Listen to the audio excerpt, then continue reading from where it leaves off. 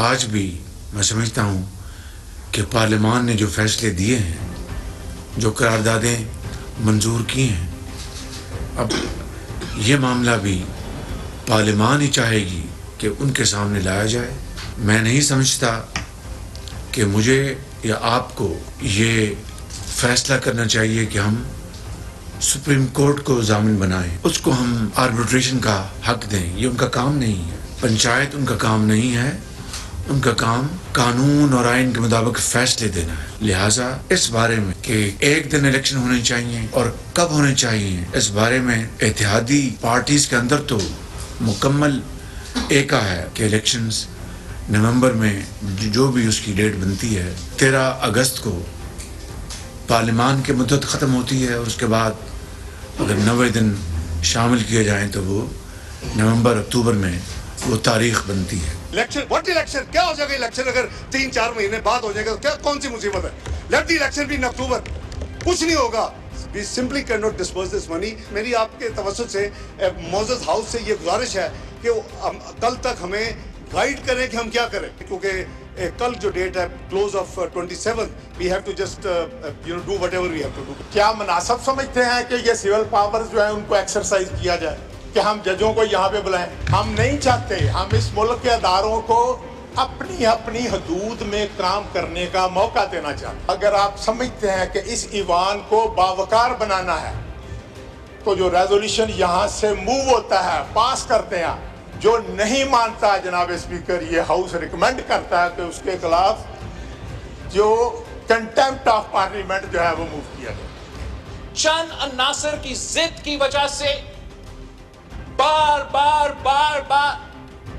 पार्लियामान जो mother of all institutions है, जो मदर ऑफ द कॉन्स्टिट्यूशन है, इसका तौहीन किया जा रहा है।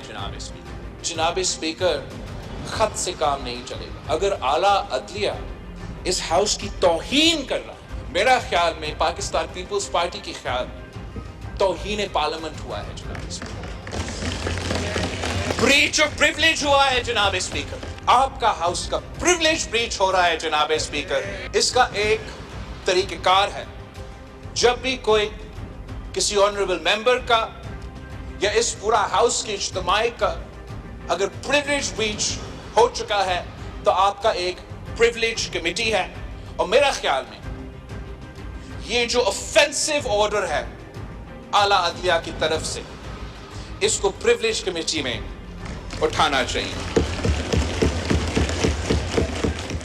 अस्सलाम वालेकुम, मैं हूं मुनीज़े जहांगीर नाजरीन, और आप देख रहे थे पार्लियामेंट में जो इजलास हुआ है कुछ ही देर पहले, उस हवाले से आप धुआंधार तकरीरें देख रहे थे। और अब स्पीकर कौमी असम्बली ने सुप्रीम कोर्ट को ख़त लिख दिया है, चीफ जस्टिस को ख़त लिख दिया है, और जो भी एतराज़ात पार्लियामेंट के अंदर उठाए गए थे वो इसका मतन है। आज नाजरीन, जो काबीना थी, उन्होंने फाइनेंस मिनिस्टर की जो समरी है कि जी 21 अरब रुपया जो है वो देना है इलेक्शन कमीशन को ताकि पंजाब के अंदर इलेक्शंस हो सकें, उस हवाले से जो समरी है वो पार्लियामेंट के अंदर लेके आए, और पार्लियामेंट का क्या रद्द अमल था वो आपने देख लिया। अब इस ख़त के मतन के हवाले से और जो आज फ़ैसले हुए कि एक ख़त लिखा जाएगा, उसके नतीजे में क्या मामला ठंडे हो जाएंगे, या जिस तरह के हम महाजा राय देख रहे हैं, पार्लियामेंट जो है उसने एक जवाब दिया है सुप्रीम कोर्ट को, और हमने देखा है कि पार्लियामेंट और सुप्रीम कोर्ट अब आमने सामने हैं, एक ब्रिज का रोल अदा करते हैं, पुल का रोल अदा करते हैं लॉ मिनिस्टर साहब। तो लॉ मिनिस्टर साहब हमारे साथ हैं, मौजूद है वफाकी वज़ीर कानून सेनेटर आज़म नज़ीर तारड़ साहब। बहुत बहुत शुक्रिया आपने हमें ज्वाइन किया। तारड़ साहब, एक सवाल का जवाब दीजिए कि जो आर्टिकल 68 है हमारे आइन के अंदर, वो ये कहता है कि no discussion shall take place in the Majlis Shura parliament with respect to the conduct of any judge of the Supreme Court or of a High Court in the discharge of his duty। तो इसके अंदर तो आप जो भी उनके orders हैं उसके हवाले से आप उनकी पूछताछ पार्लियामेंट में नहीं कर सकते। जी बहुत शुक्रिया मुनीज़े। मेरे ख्याल में आपने अगर आइन पढ़े हम तो फिर होलिस्टिकली पढ़ना चाहिए एज अ होल, और हमारा आइन जो है वो एक स्कीम देता है जिसे हम ट्राइकोथमी ऑफ पावर्स कहते हैं, यानी कि इख्तियारात की तकसीम का एक फार्मूला है जिसमें कुछ इख्तियारात जो हैं वो मुकन्ना कानून साज इदारे के पास हैं, कुछ इख्तियारात जो हैं वो एग्जेक्टिव के पास हैं, और कुछ इख्तियारात जिनमें आइन की तशरीह या जो कानून के हवाले से मामलात हैं वो अदलिया के पास हैं। आइन ये भी कहता है कि इदारे एक दूसरे की हदूद में मुदाखलत नहीं करें, और आला अदालतों ने 17 जजेस ने बैठ के भी ये बात लिखी। तो जब इंक्रोच होता है किसी का टेरिटरी, जब मुदाखलत होती है उस डोमेन में जो कि आईन पाकिस्तान उस इदारे को देता है, तो जाहिर है उस पर फिर वो फेयर क्रिटिसिज्म भी होगा, और जब फेयर क्रिटिसिज्म से थोड़ी सी बात बढ़ती है तो फिर जज्बात भी आड़े आते हैं। इंसान है सारे जो अंदर बैठे हुए हैं, वो फिर सख्त बातें होती हैं। किस आइन में लिखा हुआ है और कौन सा कानून इजाज़त देता है कि कानून साजी हुई, बिल अभी बिल की शक्ल में है, एक्ट नहीं बना, और उसको हुक्म दे दिया जाए कि इस पे अमल दरामद नहीं होगा। ये आज तक पाकिस्तान की मॉडर्न जो जुडिशल हिस्ट्री है उसमें ये आज तक नहीं हुआ। आइन ये कहता है कि जो कस्टोडियन ऑफ पर्स है, यानी कि जो खजाना है फेडरल कंसोलिडेटेड फंड, उसका जो कस्टोडियन है वो सिर्फ और सिर्फ नेशनल असेंबली है। तो अगर उसको बाईपास करने का किया जाए और कहा जाए कि कोई फ़र्क नहीं पड़ता इससे, और ये एक अनॉमलस सिचुएशन है, और नेशनल असेंबली के इख्तियार को कॉम्प्रोमाइज़ कर दिया जाए, तो जाहिर है फिर ये बातें होंगी उन डिसीजंस के बारे में। जब सारे पाकिस्तान ने देखा कि एक जजमेंट आई जो कि 7 जज साहबान ने उस जजमेंट में जो फैसले आए उनको साइन किया, 7 में से 4 जज साहबान ने वो पिटीशंस खारिज की, लेकिन हुक्म ये मिला कि नहीं, जो 3 का फैसला है वही ऑर्डर ऑफ कोर्ट है और वही इम्प्लीमेंट होगा, तो फिर ये बातें होंगी। एक वाकयात नहीं है। मगर कता कलामी माफ आजम साहब, बात ये है कि देखिए ये जो आर्टिकल 68 है फिर भी ये हमारे आइन का हिस्सा तो है। तो सवाल ये उठता है कि जब आप कहते हैं और बिलावल भुट्टो साहब कहते हैं कि जी आप प्रिविलेज कमेटी में इनको बुलाएं, तो प्रिविलेज कमेटी के जो मैंने रूल्स निकाले हैं उसके अंदर सवाए प्रेशर बनाने के लिए तो और आपके पास कोई ऐसे इकदाम नहीं आप उठा सकते। तो बिलखसूस आप what do you hope to achieve with all of this? उन्हीं से देखिए, मैं खैर मेरी जो जिम्मेदारी इस तरह की है कि मुझे चीज़ों को बड़ा असेस करके और उनको एग्जामिन करके और उसके बाद ही कोई बात करनी। जो इजहार राय की आज़ादी है वो हर शहरी को, और ख़ास तौर पे जब आप फ्लोर ऑफ द हाउस पे हैं, तो हर पार्लियामेंटेरियन को ऑफ कोर्स अपनी ओपिनियन एक्सप्रेस करने का हक है, और वो with in the bounds of law करे तो और अच्छी बात है। और मैं समझता हूँ ये टू ग्रेट एक्सटेंट ये with in the bounds of law थी। बिलावल साहब ने एक तजवीज़ रखी हाउस के सामने कि सूरत हाल कहीं ऐसी ना बन जाए कि इस हद तक भी जाना पड़े, और उन्होंने कहा कि हम नहीं चाहेंगे कि सिचुएशन ऐसी हो। मेरे ख्याल में इसी तरह की बात बिरजीज़ ताहिर ने भी की। तो ये एक ओपिनियन है मेंबर की। ये जब भी कोई ऐसी मूव सीरियसली होगी तो ये एक मोशन मूव होती है, उसके ऊपर स्पीकर रूलिंग देते हैं, फिर ये मामला कमेटीज़ को और उनको रेफर होता है, और फिर कमेटीज़ जुरिस्डिक्शन एक्सरसाइज करने से पहले उसमें लीगल ओपिनियन लेती हैं, लोगों को बुला के उनको पूछ सकती हैं कि जी आया ये इख्तियार है या नहीं है। तो ये बड़ी लंबी डिबेट है, इस पे आज मेरे ख्याल में अभी बात करना प्रीमेच्योर होगा। मगर इस तरफ भी मामला जा रहे हैं, और जो ऑडियो लीक्स हुई हैं तो उसके अंदर इस तरफ इशारा भी किया जा रहा है कि जो प्रेपरेशन हो रही है वो कंटेम्प्ट ऑफ कोर्ट की हो रही है। और इसके अंदर एक एप्लीकेशन भी आज दायर कर दी गई है कि जी चीफ इलेक्शन कमिश्नर को और वज़ीर आज़म को अपने ओहदे से हटा दिया जाए। तो अगर अब कंटेम्प्ट ऑफ कोर्ट लगती है तो क्या वो सिर्फ वज़ीर आज़म, आपकी नज़रिए में क्या वो सिर्फ वज़ीर आज़म के ऊपर लगेगी? क्या जो आपने इक़दामात उठाए हैं उसके अंदर जो 170 से ज़ायद MNAs हैं वो पेश हो जाएंगे अदालत के अंदर? देखिए, मैं तो कभी भी सपोजिशंस के ऊपर गुफ्तगू नहीं करता, और मैं पॉजिटिव थिंकिंग रखता हूँ, और आई एम बॉर्न ऑप्टिमिस्टिक। मेरा नहीं ख्याल कि ये कंटेम्प्ट का केस है, क्योंकि अभी तक तो फेडरल गवर्नमेंट ने किसी ऑर्डर की कोई विलफुल डिसोबीडियंस नहीं की। अब जहाँ तक सवाल है कि कौमी असम्बली ने क्या किया, कौमी असम्बली का आईनी इख्तियार और हक है, और वहाँ पे मैं कौमी असम्बली के साथ खड़ा हूँ, सेनेट के साथ खड़ा हूँ एज अ पार्लियामेंटेरियन। मैं अपनी टेरिटरी किसी को इनक्रोच करने के लिए बिल्कुल कभी भी इस पे मैं मुत्तफिक नहीं हो सकता। कानून साजी का इख्तियार जो है, वोट करके किसी मोशन को एक्सेप्ट या रिजेक्ट करने का इख्तियार, वो फ्लोर ऑफ द हाउस पे सिर्फ उसके पास है जिसको उसकी कॉन्स्टिट्यूंसी के लोगों ने हजारों लाखों वोट दे के इलेक्ट किया है। आईन पाकिस्तान शुरू यहीं से होता है कि हाकमियत अल्लाह की है और इस मुल्क में हुक्मरानी अवाम के वोट के ज़रिए अवाम के मुंतखब नुमाइंदे करेंगे। तो अवाम के मुंतखब नुमाइंदों के राइट के अथॉरिटी पे, प्रेरोगेटिव पे किसी किस्म का कॉम्प्रोमाइज़ नहीं है। वो मैं बिल्कुल नहीं बतौर वकील समझता कि वो किसी तरह की कंटेम्प्ट ऑफ कोर्ट के मुर्तकब हुए हैं। उन्होंने अपनी आज़ाद मर्जी से अपने ज़मीर के मुताबिक, अपनी अंडरस्टैंडिंग के मुताबिक वोट किया है। किसी ग्रांट को वो मानते हैं या नहीं मानते, उन्हें डिक्टेट नहीं किया जा सकता।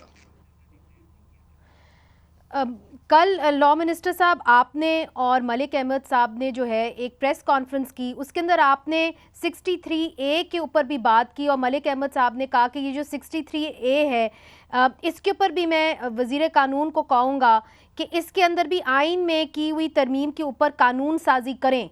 तो क्या आप इस हवाले से कोई कानून साजी करने का सोच रहे हैं जो 63A की एक तरीके से तशरीह की गई सुप्रीम कोर्ट ने?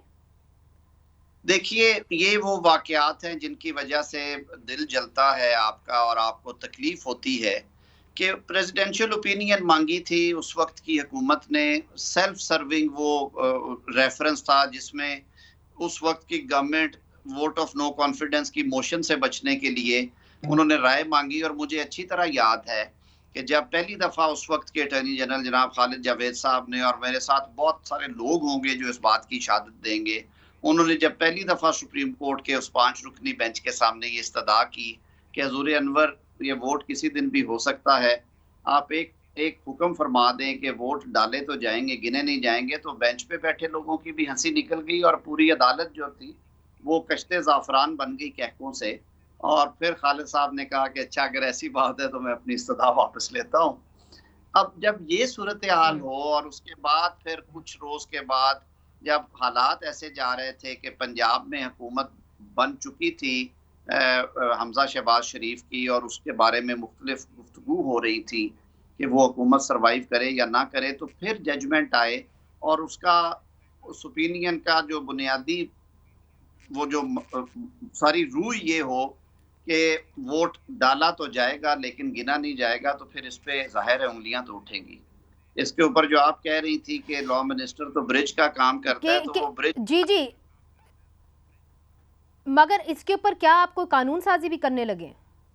देखिए, मैं जो बयानात होते हैं उनको, बयान की एक अपनी सूरत होती है, लेकिन बयान को अमली जामा पहनाने के लिए बहुत से मराहल होते हैं। अभी हमने जो supreme court practice and procedure bill जो था जब पेश किया, जो कि एक्ट बन चुका है, तो उसकी एक हिस्ट्री थी। 8-10 साल से बार एसोसिएशंस, बार काउंसिल इस पे मुतालबात कर रही थी। मैं भी पिछले 8-1 माह से इस पे काम कर रही थी ministry of law and justice, और हमने एक दफ़ा इसको फाइनलाइज किया, लेकिन फिर कहा गया कि इसको और बेहतर कर लें और देख लें और ये देखें कि स्टेक होल्डर्स को ऑन बोर्ड करें, कहीं इसकी वजह से गलत मैसेज ना जाए। लेकिन फिर जब अदारे के अंदर से आवाज़ें उठी और कहा गया कि ये इंपीरियल कोर्ट का जो परसेप्शन है वो बन रहा है और वन मैन शो का परसेप्शन है, तो फिर वो पार्लियामान ने वो कानून बनाया। तो हर कानून की एक हिस्ट्री है।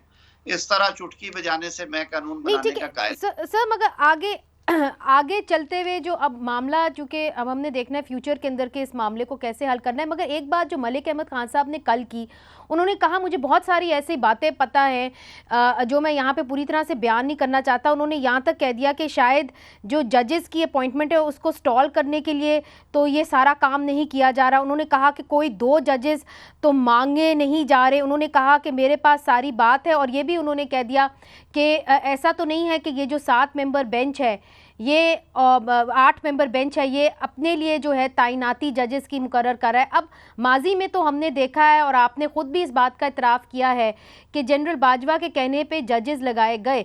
तो इस बारी क्या हो रहा है? क्या आपको कहा गया है कि जी या ब्लैकमेल किया गया है कि जी इस तरह की जजेस लगाए जाने चाहिए, मनपसंद जजेस लगाए जाने चाहिए?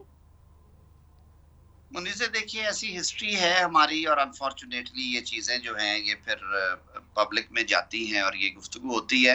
मलिक अहमद खान साहब के पास कोई फर्स्ट हैंड इंफॉर्मेशन भी होगी, लेकिन बार कैफ एक परसेप्शन और फियर ये है कि अभी भी असामियाँ सुप्रीम कोर्ट में खाली हैं और उन पे तयनातियाँ होनी हैं, और वहाँ पे जो बैलेंस है इस वक्त आपने, क्योंकि मैं तो ये बात ना करता, लेकिन खुद सुप्रीम कोर्ट ने जो जुलाई 2022 में इजलास हुआ था जजेस तयनाती के, जो हमारा कमीशन है उसका, जुडिशल कमीशन ऑफ पाकिस्तान, उसकी जो रिकॉर्डिंग्स थी वो रिलीज कर दी गई मेंबरान से पूछे बगैर। तो बाहर कैफ उसकी वजह से बहुत सारी चीजें जो थी वो अवाम के सामने और आप लोगों के सामने आई। ये एक जेन्युइन इशू है, और ये अगर लोगों के जहनों में ये परसेप्शन है तो इस परसेप्शन को ज़ायल होना चाहिए। और बाकी रही बात मलिक साहब की, तो बेहतर नहीं है कि आप मलिक साहब को इनवाइट करें और उनसे वो इन्फॉर्मेशन फर्स्ट हैंड वसूल करें। मुझे तो उन्होंने कल पूरी बात में शेयर नहीं की, उन्होंने कहा मैं वक्त आने पे बताऊंगा। मगर इस वक्त बज़ाहिर हुकूमत के ऊपर कोई प्रेशर नहीं है किसी तरफ से भी कि जजेस की अपॉइंटमेंट किसी की नौयत या किसी की पसंद से होनी चाहिए। अब मेरा नहीं ख्याल कि हुकूमत ने एक दफा, वो कहते हैं कि दूध का जला छाछ भी फोंक फोंक के पीता है। हुकूमत को समझ होनी चाहिए और है इस बात का अदराक है कि ये बड़ी अहम तयनातियाँ हैं, और माजी में जो तयनातियाँ मेरिट से हट के हुई हैं उनके रिजल्ट्स जो हैं वो कौम के सामने आते रहे हैं गाए बगाए। तो ये एक बहुत सैक्रेड ट्रस्ट है, मेरे ख्याल में इसे बड़ी जिम्मेदारी के साथ और purely in accordance with constitution और जो प्रैक्टिस है उनके मुताबिक होना चाहिए। तो बिल्कुल हुकूमत ऐसी पोजीशन में नहीं है कि उन पे इस हवाले से दबाव हो कि इस तरह की तयनातियाँ करनी है, और वो अपने वक्त पे होंगी, और गवर्नमेंट अपना जो स्टांस है वो इंशाअल्लाह वल अज़ीज़ बिल्कुल बरमला उसका इजहार होगा।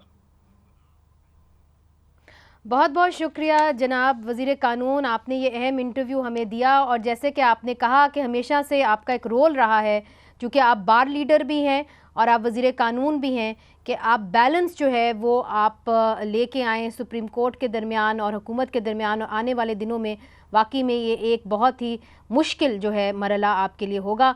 बहुत शुक्रिया आपने हमारे से बात की। नाजरीन, इधर एक वक्फ़ा लेते हैं, वक्फ़े के बाद हम रुख करेंगे स्वात का। हमारे साथ ही रहिएगा।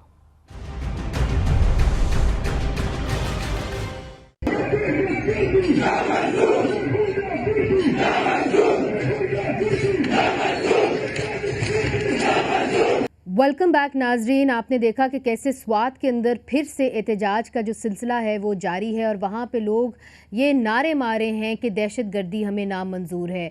जैसे कि हम जानते हैं कि पीर की रात को एक सीटीडी की डिपो के अंदर धमाका हुआ स्वात के अंदर, जिसके नतीजे में 18 लोग इस वक्त जो है वो शहीद या जाँ बहक हो चुके हैं, और 70 से जो ज़ायद लोग हैं वो ज़ख्मी हैं। अभी जो रेस्क्यू ऑपरेशन है आज भी स्वात के अंदर जारी है, ताकि लोगों को जो है वो निकाला जाए वहाँ से। और अभी जो बड़ा अभाम है वो ये है कि पुलिस अहलकार कह रहे हैं कि ये एक हादसा था, महज एक हादसा था, मगर वहाँ के लोग जो है वो ये कह रहे हैं कि ये हादसा नहीं था, ये एक और वारदात थी दहशतगर्दी की। क्या माजरा है, आइए आपको इस रिपोर्ट में दिखाते हैं।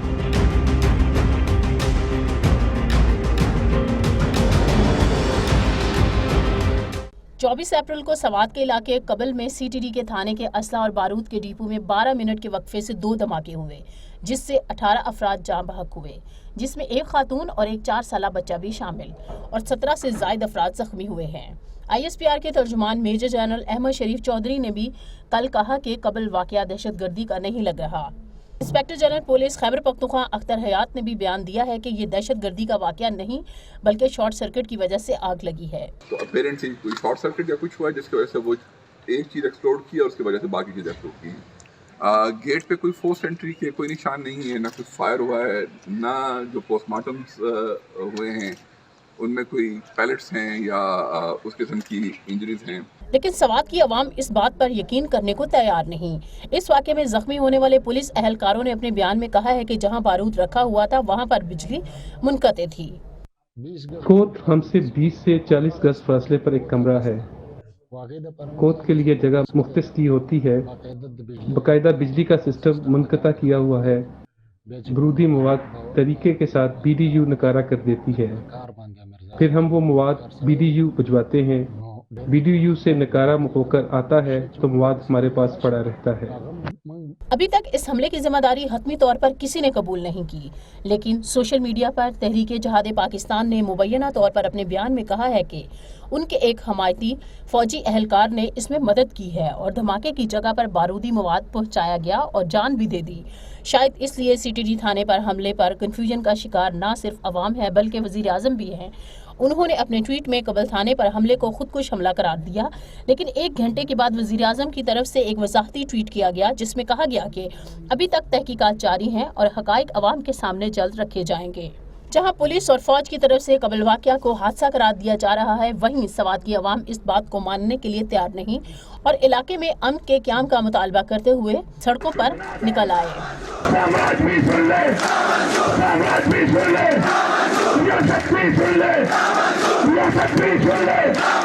मुजाहिरीन का इसरार था कि कबल वाक़या हादसा नहीं बल्कि दहशतगर्दी है। इससे पहले पिछले साल अक्टूबर में सवात में हजारों लोगों ने अमन के क़याम के लिए मुजाहरे किए। पिछले साल अक्टूबर में सवात की तहसील 4 बाग में स्कूल वैन पर हमला किया गया था, जिसके नतीजे में ड्राइवर जाँ बहक और 2 तालिब इल्म जख्मी हुए। मुकामी लोग इस हमले के जिम्मेदार भी TTP को समझते थे, लेकिन TTP ने इस हमले की जिम्मेदारी कबूल नहीं की। कबल वाक़ये की जो FIR दर्ज हुई उसमें दहशतगर्दी की दफात भी लगाई गई हैं। अगर ये हादसा था, FIR में दहशतगर्दी की दफात क्यों लगाई गई हैं? नाज़रीन, इन्हीं सवालों के साथ हमने दावत दी है अख्तर अली शाह साहब को, जो साबिक IG पुलिस खैबर पख्तूनख्वा हैं। बहुत शुक्रिया, आपने हमें ज्वाइन किया। और जाहिद खान साहब हमें स्वात से ज्वाइन कर रहे हैं। स्वात कौमी जिरगा एग्जीक्यूटिव कमेटी के मेंबर हैं और स्वात होटल एसोसिएशन के सदर हैं, और जो ये मुजाहरे हुए हैं उनको लीड करते रहे। सबसे पहले जाहिद खान साहब, आपकी जानिब आऊँगी। आपको क्यों लगता है कि ये एक दहशतगर्दी की वारदात है? चूँकि पुलिस एहलकार जिनसे हमारी बात हुई है वो इंसिस्ट कर रहे हैं कि नहीं, ये दहशतगर्दी नहीं है, ये महज हादसा है। और फिर हमने ये भी देखा है कि वज़ीर आज़म की तरफ से पहले आया कि ये खुदकुश हमला है, मगर उसके बाद ये भी बात आई कि नहीं, अभी तहकीक होगी, ये हादसा है। तो आप क्यों समझ रहे हैं कि ये दहशतगर्दी की वारदात है? जिस तरह के पहले बयान आया, वज़ीर आज़म साहब ने भी बयान दिया कि ये खुदकश हमला है, इस तरह जो हमें वहाँ की पुलिस जो मैसेज में दे रही थी अपने अफसरान को, वो भी कह रहे थे कि यहाँ पे खुदकश हमला हुआ है और यहाँ पे फायरिंग जारी है 2 तरफा। तो फिर बाद में इतनी जल्दी में किस तरह तहकीक हो गई कि IGP भी आके कहता है कि यहाँ ये दहशतगर्दी नहीं थी, अंदर के वाक़यात थी। तो पहले तो उनके बयानात मशकूक है कि पहले ये बताया जा रहा था जो अंदर लोग थे वो मैसेज फॉरवर्ड कर रहे थे कि यहाँ पे हमला हुआ है और दहशतगर्दाना हमला है।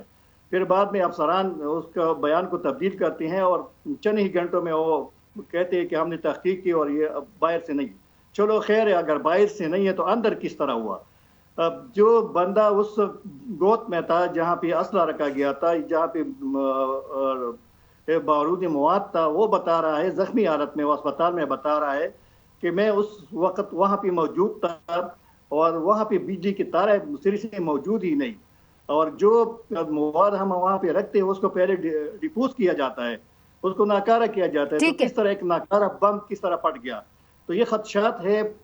मगर आपने ये कहा जाहिद खान साहब के अंदर से आपको बताया जा रहा था कि जी यहाँ पे हमला हुआ है, तो क्या कुछ पुलिस एहलकार अंदर थे जो आपको बाहर इंफॉर्मेशन दे रहे थे कि यहाँ पे हमला हो गया है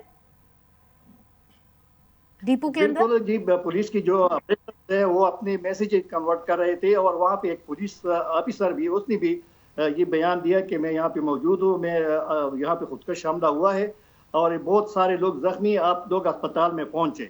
जब पुलिस की तरफ से इस तरह के बयानात आते हैं तो जाहिर बात है कि हमें यकीन हो जाता है, ठीक है, खुदकश हमला है या दहशतगर्दाना। ठीक, आपकी बात समझ गई। अख्तर अली शाह साहब, आपने जाहिद खान साहब की बात सुनी है, तो अख्तर साहब आपसे जानने की कोशिश करती हूँ कि देखिए जो FIR दर्ज हुई है, अगर ये वाकई में हादसा था तो उसके FIR के अंदर कहीं भी जिक्र नहीं किया गया कि ये हादसा था, बल्कि जो दफात लगाई गई हैं वो कत्ल की हैं और दहशतगर्दी की हैं। तो अगर हादसा हुआ था तो फिर कत्ल और दहशतगर्दी की दफात क्यों लगाई गई हैं FIR के अंदर? अभी मैंने जाहिद खान का बयान भी सुना, मैं खुद भी वहाँ पर जाहिद खान साहब को जानता हूँ, 2004 में मैं स्वात पे रहा, फिर 2007 और 2008 में मैं वहाँ रहा। तो जिस हालात से ये गुजरे हैं तो ये एक नेचुरली एक बड़ी फितरी रद्द अमल है। और शुरू में आप देख रहे हैं कि वो शुरू में जो तासुर कायम हुआ कि शायद कोई वहां पर खुदकश हुआ है या कोई गाड़ी में अंदर दाखिल हुआ है। जहां तक आप उसकी अब तकनीकी सवाल कर रही हैं कि ये FIR क्यों हुई, ये तो अपनी जगह पे एक मुसल्लम हकीकत है कि धमाके हुए हैं। FIR में खुद जिक्र है कि 2 धमाके हुए हैं, एक पहला हुआ उसके बाद हुआ। अब ये बाद में तफ्तीश से पता चलेगा कि आया ये हादसाती था या ये वाकई कोई दहशतगर्दी की कार्रवाई थी।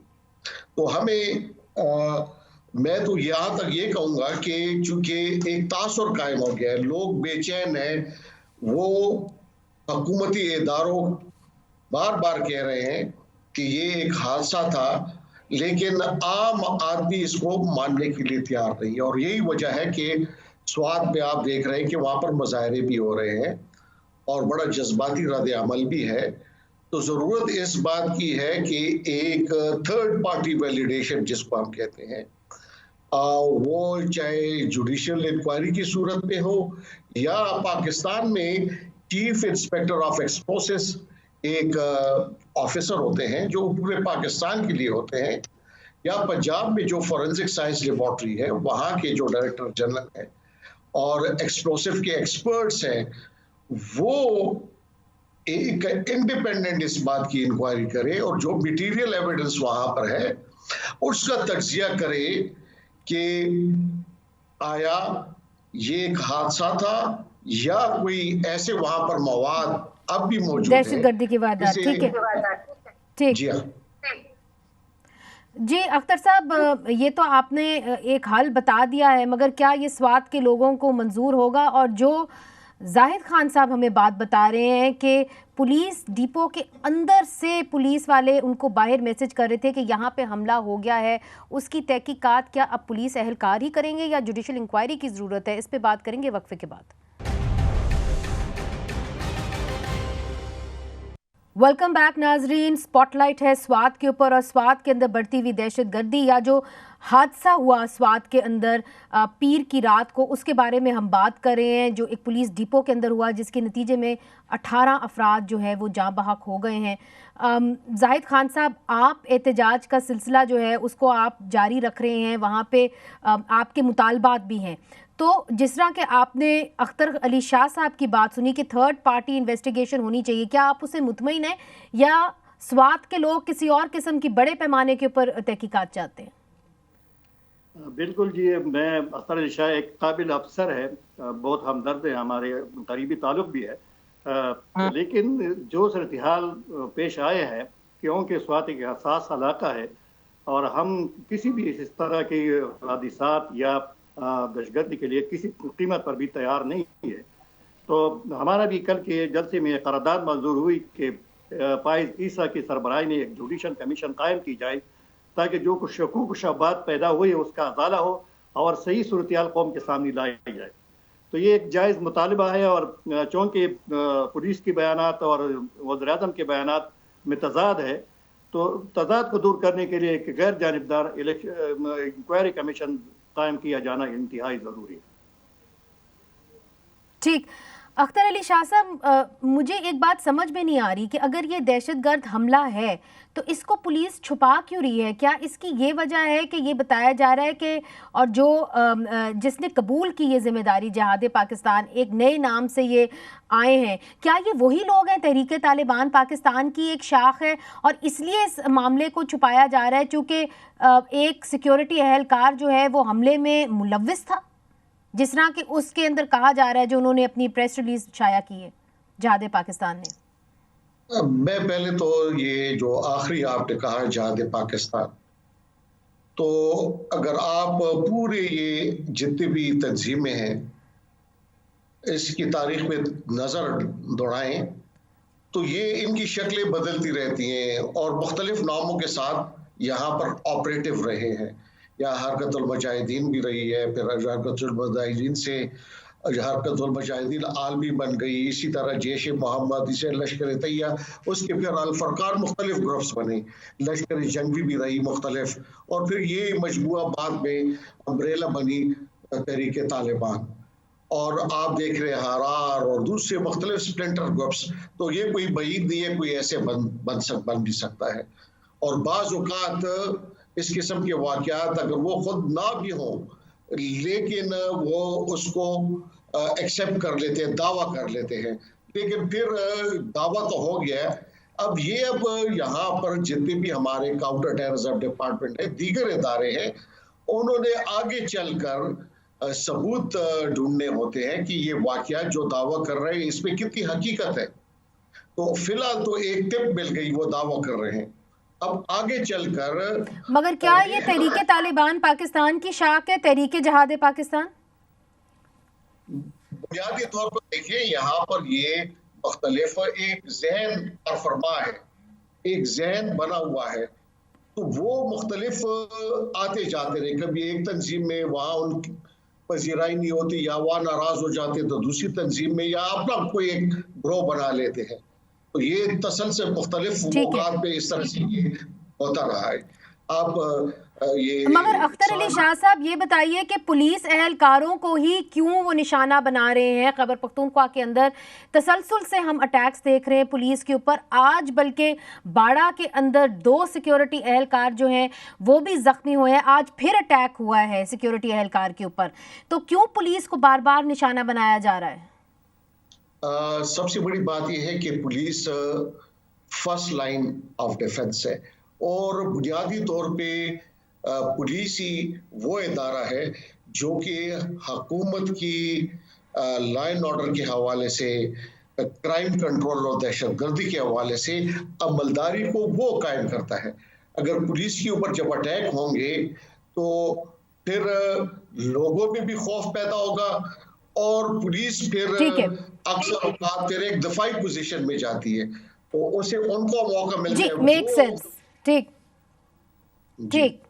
It make sense. जाहिद साहब, आखिरी सवाल आपसे करूंगी, और वही सवाल कि क्यों छुपाया जा रहा है कि ये एक दहशतगर्द हमला है? अगर ये दहशतगर्द हमला है, अब क्या इसका ये एक रीज़न हो सकता है कि कुछ सिक्योरिटी पर्सनल, और क्या मुमकिन है कि वो इसके अंदर इनसाइड जॉब हो, अंदर से कोई मुलव्विस हो? इस बात ये है कि इख्तियार किसके पास है।